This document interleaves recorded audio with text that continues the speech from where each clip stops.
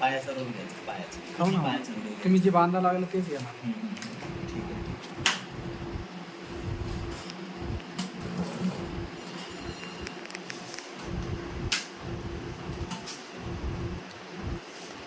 हे बघा मित्रांनो, आपण म्हणत असाल या रुग्णाचा आपण पाय काबर बांधतोय किंवा या रबर ट्यूबने काबर याचं हे करतोय.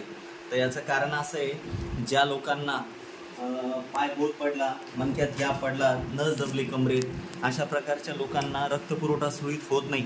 पायामध्ये रक्तपुरवठा न झाल्याने, कमरेमध्ये नस दबल्याने पायामध्ये रक्तपुरवठा होत नाही आणि रक्तपुरवठा नाही झाला की पेशंटचा पाय सुन्न पडतो, बोध पडतो, त्याला रक्तपुरवठा होत नाही. या प्रकारे मी अशा थेरपीचा उपयोग करतो, रोग थेरपी. याने भरपूरशा लोकांना आजारातून मुक्तता मिळालेली आहे.